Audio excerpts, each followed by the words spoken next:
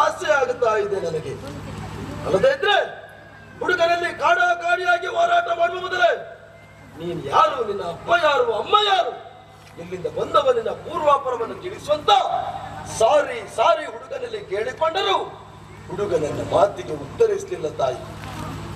ನನ್ನ ಕದಾ ಪ್ರಹಾರಕ್ಕೆ ತೆರೆಯಲ್ಲಿ ಒರಗಿದವನಿದ್ದಾನೆ. ಅವನ ಬುಡದಲ್ಲಿ ಕುಳಿತು ಶೋಕಿಸುವಂತ ನೀವು ನನ್ನ ಮನಸ್ಸಿನಲ್ಲಿ ನಾನು ಯಾರ್ಯಾರನ್ನ ದೇವರನ್ನು ಭಾವಿಸಿಕೊಂಡಿದ್ದೇನೋ ಅವರೆಲ್ಲರ ಹೆಸರನ್ನು ಹೇಳುವುದಕ್ಕೆ ಮುಂದಾಗುತ್ತಾ ಇದ್ದೀನಿ. ವಂಚಿಸಬೇಡಿ ತಾಯಿ. ಯಾರಮ್ಮ ಈ ಹುಡುಗನ್ಯಾರು? ನೀವ್ಯಾರು? ನಿಮಗೂ ಅವನಿಗಿರುವ ಸಂಬಂಧ ಏನು? ಎಲ್ಲಿಂದ ಬಂದವರು? ಎಲ್ಲಿಗಾಗಿ ಹೊರಟವರು? ಹೇಳಮ್ಮ, ಹೇಳು ತಾಯಿ. ನಂಬಲಾರೇನು ಕೇಳೋ ದಾನವ ಎಂಬವರು ಕಪಟಿಗಳು. ಕಪಟದ ವಿನಯನ್ನು ನೀನು ಪ್ರದರ್ಶಿಸ್ತಾ ಇದ್ದೇನೆ ನನಗೆ ಅರ್ಥವಾಯಿತು.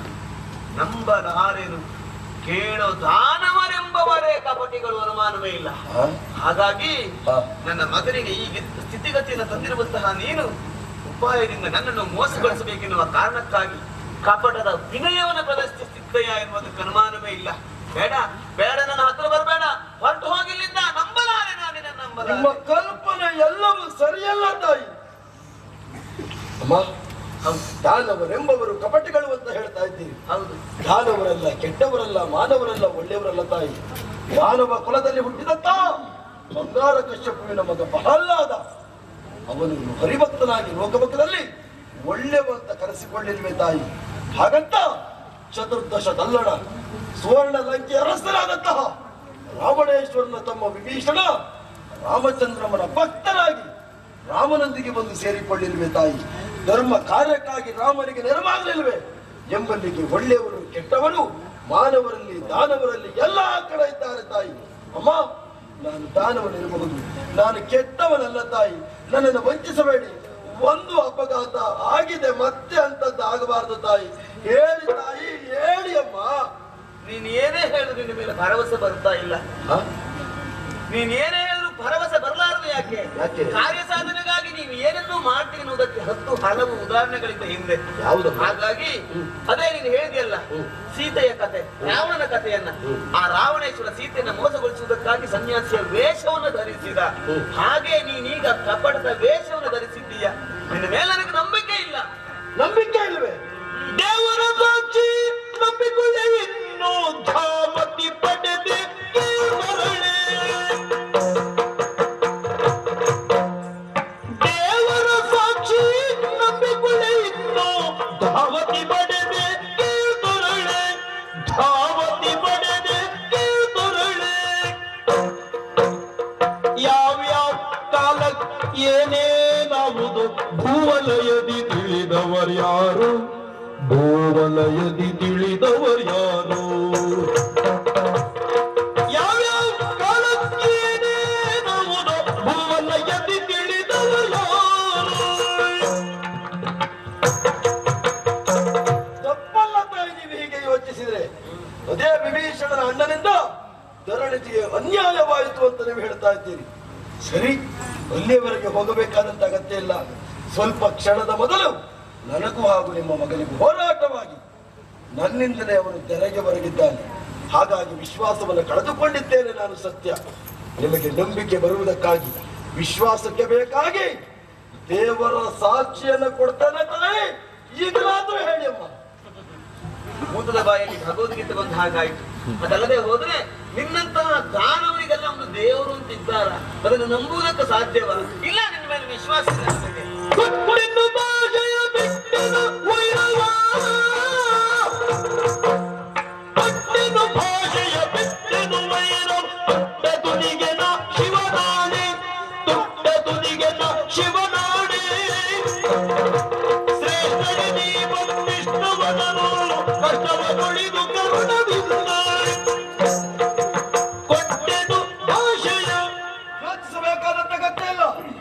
ದಾನವರಿಗೂ ದೇವರಂತಿಲ್ಲ ಅಂತ ಯಾರು ಹೇಳಿದ್ದು ತಾಯಿ?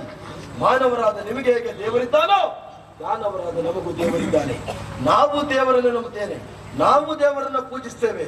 ಕ್ರಮ ಬೇರೆ ಇರಬಹುದು. ನಾವು ಯಾವಾಗಲೂ ನಂಬಿಕೊಂಡು ಬಂದದ್ದು ಶಿವನನ್ನ ರಕ್ಕಸ ಕುಲ ದೈವನಾದಂತಹ ಶಿವನ ಆಣೆಯಾಗಿ ಕೊಡ್ತೇನೆ. ನನ್ನಿಂದ ನಿಮಗೆ ಏನು ತೊಂದರೆ ಆಗ್ಲಿಕ್ಕಿಲ್ಲ. ಈಗಲಾದ್ರೂ ಹೇಳಿದ್ದಾಯಿ ಸಂತೋಷದಲ್ಲಿ ಒಪ್ಪಿಸಿ ನಾನು ಇಂಥವಳು ಅಂತ ಹೇಳ್ತಾ ಇದ್ದೆ. ಆದ್ರೆ ಈಗ ಎಲ್ಲ ಸೌಭಾಗ್ಯವನ್ನು ಕಳೆದುಕೊಂಡೆ ಅಂತ ನನಗೆ ಅನ್ನಿಸ್ತಾ ಇದೆ. ಹೆಣ್ಣಾದವಳು ತಾಯಿಯಾದವಾಗಲೇ ಅವಳ ಕಿಲ್ತನದ ಸಾರ್ಥಕತೆ ಅಂತೆ. ಆಯ್ತನ ನನ್ನಿಂದ ದೂರಾಗಿ ಹೋಯಿತು ಅನ್ನುವ ಹಾಗೆ ನಾನು ಹಡೆದಿರುವ ಮಗ ನನ್ನ ಎದುರಲ್ಲಿ ಕಲ್ಲಾಗಿ ಮಣ್ಣಾಗಿ ಬಿದ್ದಿದ್ದಾನೆ. ಏನು ಅಂತ ಹೇಳಿ ನಳಿನಾಕ್ಷ ನನುಜೈ ಬಹುಶಃ ಪ್ರಪಂಚದಲ್ಲಿ ತಾವು ಬಯಸುವುದನ್ನೆಲ್ಲ ಪಡೀತಾರೆ ಅಂತಂದ್ರೆ ಹೆಣ್ಣು ಮಕ್ಕಳು ಸೌಭಾಗ್ಯವತಿಯರು. ನನ್ನ ಕೃಷ್ಣ ಪರಮಾತ್ಮ ನಾನು ಕೇಳಿದ್ದನ್ನೆಲ್ಲ ನನಗೆ ಕೊಡಿಸಿದ. ಅದಕ್ಕಿಂತಲೂ ಹೆಚ್ಚಾಗಿ ಲೋಕೋತ್ತರ ವೀರನಾಗಿರುವಂತಹ ಪಾರ್ಥನನ್ನೇ ನಾನು ಮದುವೆ ಆಗಬೇಕು ಅಂತ ಹೇಳಿದ. ಆವಾಗ ಅವನಿಗೆ ಕೊಟ್ಟು ನನ್ನನ್ನು ಮದುವೆ ಮಾಡಿಸಿದ. ನಮ್ಮಿಬ್ಬರ ದಾಂಪತ್ಯದ ಪ್ರತೀಕವು ಎನ್ನುವ ಹಾಗೆ ಈ ತಲೆಗುರುಳಿದ ಈ ಮಗು ಅಭಿಮನ್ಯು, ಅವನನ್ನ ಹಡೆದ ತಾಯಿ ನಾನು ಸುಭದ್ರೆ ಅಂತ ನನ್ನ ಹೆಸರು ಪಾರ್ಥನ.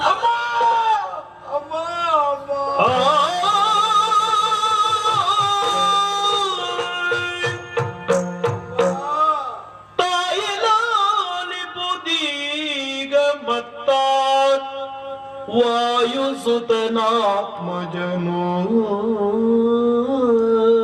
ಹೌದಮ್ಮ. ತಾಯಲಾಲಿಪುದೀಗ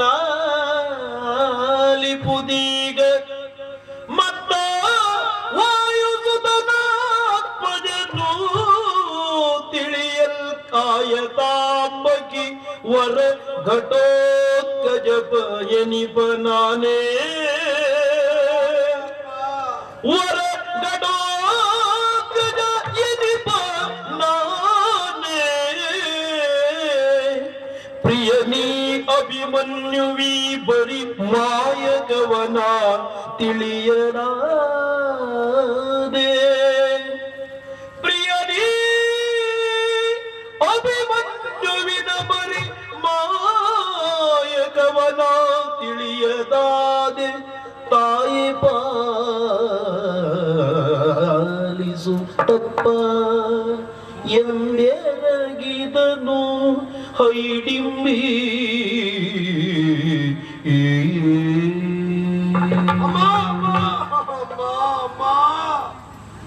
ತಪ್ಪಾಯ್ತು ತಾಯಿ, ತಪ್ಪಾಗಿ ಹೋಯ್ತು. ನನ್ನಿಂದ ಅನಾಹುತವಾಯ್ತಮ್ಮ.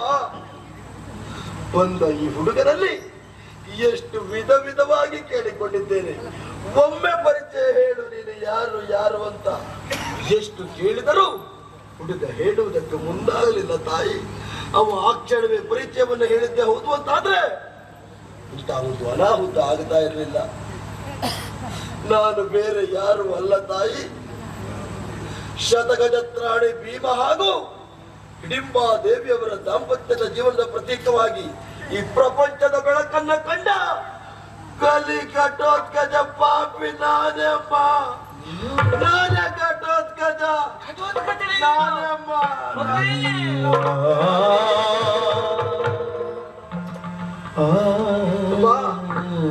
ಇದ್ದ ಒಬ್ಬ ಮಗನನ್ನು ನೀವು ಕಳೆದುಕೊಳ್ಳುವುದಕ್ಕೆ ನಾನೇ ಕಾರಣಕರ್ತನಾದೆ. ನಿಮ್ಮ ಒಡಲು ಬರಿದಾಗುವಾಗ ಮಾಡಿದ ಪಾಪಿ ಅಮ್ಮ ನಾನು.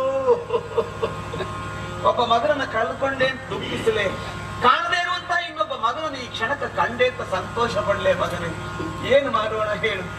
ಹೌದು, ಕ್ಷಣದ ಮೊದಲು ನೀನು ಬಂದದಿದ್ರೆ ಅಥವಾ ನಾವ್ ಯಾವಿರುವಂತಹ ಪರಿಚಯ ನಿನಗೆ ಆದದಿದ್ರೆ ನಾವೆಷ್ಟು ಸಂತೋಷದಲ್ಲಿ ಸಂಭ್ರಮದಲ್ಲಿ ಇರಬಹುದಿತ್ತು. ಆದ್ರೆ ನೋಡು, ಎಂತಹ ಹೀನಾಯವಾದಂತಹ ಸ್ಥಿತಿ ನಮ್ಮ ಬದಗಿ ಬಂತು. ಎಂತ ಪರಿಸ್ಥಿತಿಯಲ್ಲಿ ಒಂದಾದ್ರೆ ಅವು ಏನು.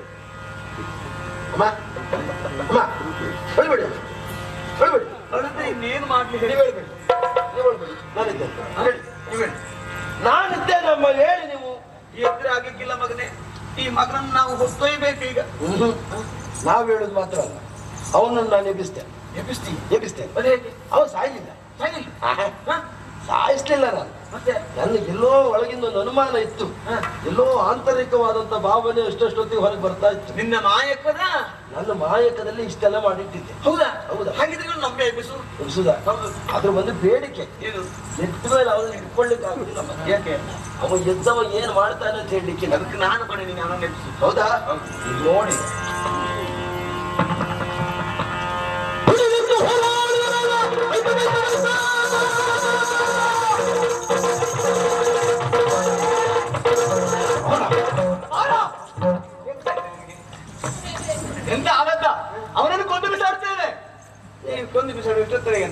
ಒಂದು ಜಾತಿ ಸರ್ವ ಬಣ್ಣವನ್ನು ಮಸಿಕೊಂಡ ನುಂಗಿದ ಹಾಗೆ ಅವನ ಗುಣ. ಎಂತಾಯ್ತು? ಎಂತ ಆದದ್ದ ಅವನು ಗುಣ ಇರ್ಲಿ, ಏನಾಯ್ತು ಈಗ? ಹೋರಾಟ ಮಾಡ್ಬೇಕು ಮುಂದಾದದ್ದು ನಾವನಲ್ಲಿ. ಹೌದು, ಏನಾಯ್ತು? ಇಷ್ಟೊತ್ತಕ್ಕೆ ಹೋರಾಟ ಮಾಡಿದ್ದು ಯಾರಲ್ಲಿ ನಾನು? ಅವನಲ್ಲೇ ಆಗಿದೆ. ಅವನಲ್ಲಿ ಸೋತು ಸೊರಗಿದ್ದೆ ನೀನು, ಮಲಗಿದ್ದೆ. ಯುದ್ಧವನ್ನು ಮಾಡ್ತಾ ಇದ್ದದ್ದೇನು ಗೊತ್ತು? ನಿದ್ರೆ ಬರೀತಾನ? ಏನಾಯ್ತು ಅಂತ ಗೊತ್ತಾಯ್ತಿಲ್ಲ. ಅಂತ ಅಲ್ಲೇ ಹೊಡೆದು ಅವನನ್ನು ಮಗನೇ, ಅವ ಕೆಟ್ಟವನೇ ಹೌದು ಅಂತ ಆದ್ರೆ ಹೊಡೆದು ಕೊಳ್ಳು ಅಂತ ನಾನೇ ಹೇಳ್ತಿದ್ದೆ. ನಾನೇ ತಡೀತಾ ಇದ್ದೇನೆ ಅಂತ ಆದ್ರೆ ನೀನ್ ಸ್ವಲ್ಪ ವಿಚಾರಿಸ್ಬೇಕೋ ಬೇಡ? ಸುಳ್ಳಲ್ಲ, ತಡೆದದ್ದು ಯಾಕೆ? ಕಾರಣ ಉಂಟು ಮಗನೇ, ನೀನ್ ಸ್ವಲ್ಪ ದುಡುಕಿದ್ದೀಯ. ದುಡುಕಿದ್ನಾ? ಕೊಟ್ಟದ್ದು ಕಡಿಮೆ ಆಯ್ತಲ್ರಿ. ನೀವು ಮೊದಲು ಸರಿ ಪೆಟ್ಟು ಕೊಟ್ಟು ಬೆಳೆಸ್ಬೇಕಿತ್ತು. ನೀನು ಕೊಟ್ಟದ್ದು ಸ್ಥಳ ಬದಲಾಯ್ತು. ಒಂದ್ ತಲೆ ಕೊಡಬೇಕಾಗಿತ್ತು. ಆಗ ಸರಿ ಆಗ್ತಿದ್ದ. ಅದಲ್ಲ, ನಾನ್ ಅಂದ್ರೆ ಹೇಳಿಲ್ಲ. ಈಗ ನೀವು ನನಗೆ ಹೊಡಿರಿ ಅಂತ ಹೇಳುದಾ? ಅಲ್ವಾ, ಆವಾಗ ನಿನ್ನಲ್ಲಿ ಹೇಳ್ತಾ ಇದ್ದೆ ನಾನು, ಹೌದಾ? ಅಡವಿಯಲ್ಲಿ ಒಬ್ಬ ಅಣ್ಣ ಇದ್ದಾನೆ ನಿನಗೆ, ಅಂದ್ರೆ ಭೀಮಸೇನ ದೊಡ್ಡಪ್ಪ. ಹೌದೌದೌದು, ಹೌದು. ಹಿಡಂಬೆಯಲ್ಲಿ ಹುಟ್ಟಿರುವಂತಹ ಮಗನೊಬ್ಬನಿದ್ದಾನೆ, ಘಟೋತ್ಕಚ. ಹೇಳಿದ್ದೀರಿ. ಅವ ಮತ್ತಾರು ಅಲ್ಲ, ಇವನೇ ಅವ ನಿನ್ನ ಅಣ್ಣ. ಇವ್ರು ನಮ್ಮ ಅಣ್ಣನ? ಹೌದೌದು, ಘಟೋತ್ಕಚಣ್ಣ. ಇವರೇಯ? ಹೌದೌದು. ನಮಸ್ಕಾರ. ಮಾಡ್ಬೇಕು ನಿನಗೆ. ಹೋಗು ನೋಡು, ನೀ ಹಾಗೆ ಹೇಳಿದ ಕೂಡಲೇ ಅವ್ನ ಕಾಲ ಮೇಲೆ ಹೋಯ್ತು. ಊರಲ್ಲ ಅಲ್ಲ, ನೋಡುವುದೇ ನೋಡು ಬೇಡ, ನೀ ಕೈ ಮುಗಿಯ. ಅಣ್ಣ ನಮೋ ನಮಃ. ಅಣ್ಣನಿಗೆ ನಮಸ್ಕಾರವಾ? ಬಾರ ಅಣ್ಣ. ಎಂತದ? ಸ್ವಂಟಕ್ಕೆ ಬಾರ. ಬಾರ. ಅಯ್ಯಯ್ಯೋ, ಮಗು. ಇದು ಮಗು ಅಲ್ಲ, ಇದು ಬಿಗು. ತೊಂದ್ರೆ ಇಲ್ಲ. ಹೌದಾ? ಮಗು ಎಷ್ಟೇ ದೊಡ್ಡದಾದ್ರು ಕೊಳ್ಳಿಗೆ ತಾಯಿ ಬಾರವೇ ಅಲ್ಲ, ತಾಯಿಗೆ ಮಗು ಬಾರವೇ, ಆಗುದಿಲ್ಲ. ಅಣ್ಣನಿಗೆ ತಮ್ಮ ಬಾರವೇ, ಆಗುದಿಲ್ಲ. ಸ್ವಲ್ಪ ಕಷ್ಟ ಆಗ್ತದೆ ಅಷ್ಟೇ. ಇಷ್ಟು ಪ್ರೀತಿ ನೋಡಿ ನನ್ನ ಮೇಲೆ ಅಣ್ಣ. ಅಮ್ಮ, ಇಲ್ಲಿ ತಮ್ಮ, ಹ, ಇಲ್ಲಿ ಅಮ್ಮ. ಹ. ಇವ ಅಲ್ಲ ಹೆಚ್ಚು ಕಡಿಮೆ ಆಯ್ತು. ಗುಮ್ಮ. ಆ ಕಡೆಯಲ್ಲಿ ತಮ್ಮ, ಈ ಕಡೆಯಲ್ಲಿ ಅಣ್ಣ. ಹ್ಮ್. ಅಣ್ಣ ತಮ್ಮನ ಮಧ್ಯೆ ಅಮ್ಮ ಒಂದು ಗುಮ್ಮ. ಅಮ್ಮ ಗುಮ್ಮಾದದ್ದಲ್ಲ, ನೀ ಗುಮ್ಮಾದದ್ದು ಈಗ. ಅಮ್ಮ, ಹ. ನನಗೆ ಅದೆಲ್ಲ ಆಶ್ಚರ್ಯ. ಏನು? ಈ ಕಾಡು ಮಾರ್ಗದಲ್ಲಿ ಸಂಚರಿಸ್ತಾ ಇದ್ದವರು ನೀವು, ನನ್ನನ್ನ ಕಾಣುವುದಕ್ಕಾಗಿ ನೀವು ಬಂದವರಲ್ಲ. ಅದೊಂದು ಕತ್ತೆ ಮಗನೇ. ಏನಾಯ್ತಮ್ಮ? ನನ್ನ ಅಣ್ಣ ಬಲಭದ್ರ ಕನಕಾಂಗಿಯನ್ನು ಮದುವೆ ಮಾಡಬೇಕೆನ್ನುವ ಕಾರಣಕ್ಕಾಗಿ ದಿನ ನಿಶ್ಚಯಿಸಿದ್ದಾನೆ. ಸರಿ. 2 ಮುಹೂರ್ತಗಳು, ಒಂದು ಷಷ್ಠಿಯ ಮುಹೂರ್ತ, ಹಾ. ತಪ್ಪಿದ್ರೆ ದಶಮಿಯ ಮುಹೂರ್ತ. ಹಾ. ಹೇಗಾದ್ರೂ ಕನಕಾಂಗಿನ ಅಭಿಮನ್ಯುವಿಗೆ ಮದುವೆ ಮಾಡಿಸಬೇಕೆನ್ನುವ ಕಾರಣಕ್ಕಾಗಿ ಅಣ್ಣ ಕೃಷ್ಣನನ್ನ ಕಾಣಬೇಕು ಅಂತ ಹೊರಟದ್ದು. ಹಾ. ಸಮಯ ಆಗಿ ಹೋಗುದು ಎನ್ನುವ ಕಾರಣಕ್ಕಾಗಿ ಒಳದಾರಿಯಲ್ಲಿ ಬಂದದ್ದು. ಹಾ. ಈಗ ನೋಡು, ಹಾ. ರಥವನ್ನೆಲ್ಲ ಪುಡಿಗಟ್ಟಿದ್ದೇನೆ ಅಂತೂ ಅವನಿಗೆ ಮದುವೆ ಆಗೋ ಯೋಗವೇ ಇಲ್ಲ ಅಂತ ಆಯ್ತು. ಹೇಳಿ ಹೋಗು. ಯಾರು ಅಂದ್ರೆ ನಾನಿರುವಾಗ ಅವನ್ ಮದುವೆ ನಿಂತು ಹೋಗ್ಲಿಕ್ಕೆ ಬಿಡ್ತೇನ? ಎಂತ ನೀನೇ ಮದುವೆ ಆಗ್ತೀಯ ಅವನ್ನ? ಛೇ, ಹಾಗಲ್ಲ. ಮತ್ತೆಂತದ್ದು? ಅವನ್ ಮದುವೆ ಆದ್ರಾಯ್ತಲ್ವಾ? ಆದ್ರಾಯ್ತಲ್ಲ, ಕನಕಾಂಗಿ ಒಟ್ಟಿಗೆ ಆಗ್ಬೇಕು. ಆಗಬೇಕು. ಹೇಳಿದ್ದೀನಿ. ಹ್ಮ್. ಕನಕಾಂಗಿ ಒಟ್ಟಿಗೆ ಆಗದೆ ಇರುವುದಿದ್ರೆ ಸಮಸ್ಯೆ ಇತ್ತ? ಹಾ, ಅದಲ್ಲ. ಮುಹೂರ್ತ ಬಂತು. ಮುಹೂರ್ತ ಬರ್ಲಿ, ಹಾ. ನನಗೆ ಮನೋವೇಗ ಗೊತ್ತುಂಟು. ಇಬ್ಬರನ್ನು ಒಂದೊಂದು ಭುಜದ ಮೇಲೆ ಕೂರಿಸ್ಕೊಳ್ತೇನೆ. ಕಣ್ಣು ಮುಚ್ಚಿ ಹೀಗ್ ಹೋಗಿ ಹೀಗ್ ಬರೋದ್ರೊಳಗೆ ನಿಮ್ ದ್ವಾರಕ್ಕೆ ಮುಡಿಸ್ತೇನೆ. ಆದದ್ದೆಲ್ಲ ಒಳ್ಳೇದಕ್ಕೆ, ಆಗುದೆಲ್ಲ ಒಳ್ಳೇದಕ್ಕೆ ಅಂತ ಹೇಳಿದಕ್ಕೆ. ಹೌದಾ?